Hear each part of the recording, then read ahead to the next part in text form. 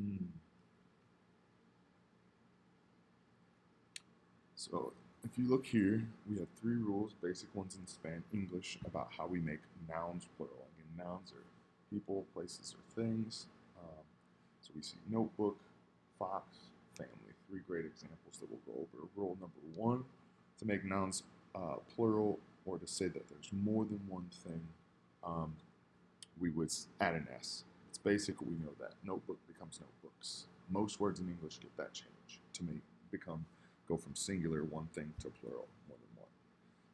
When a noun ends in an S though, SH, X, or Z, what we usually do is we add an ES to the end of that noun. All right? Fox becomes foxes.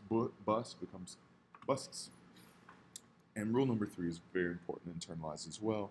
When a noun ends in Y and is preceded by a consonant,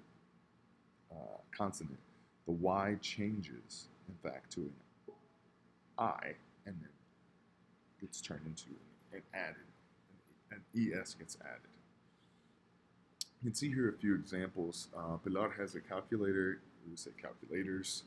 I found a backpack in the bushes. Bush becomes bushes.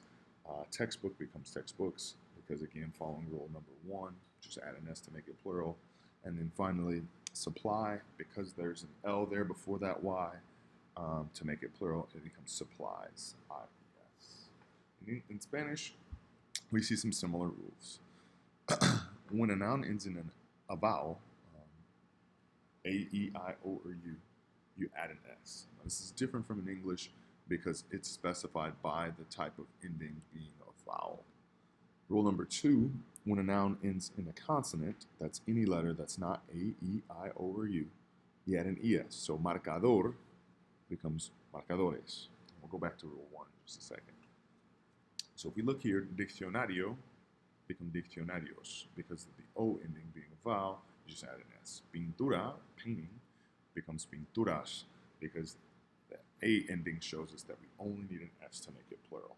Down here, however, marcador necesita marcadores because the R ending on marcador, y papel, que termina con L, necesita el ES to become plural.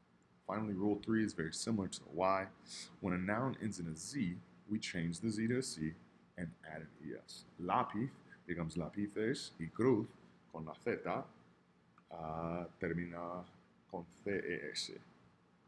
Cruces. Let's go over a few examples in Spanish as we saw above. Lápices is what we get from lápiz. Carolina tiene un pincel. Pincel becomes pinceles because of rule number two, consonant ending, that L ending, not a vowel ending. Y número 7, lo mismo, papel. Papel becomes papeles. Por la misma razón que número 5, tenemos un consonante. We have a consonant ending because of that we need to add an ES to make that noun plural. Go on to part C and D. If you have time, finish this last section below part D as well before coming into class.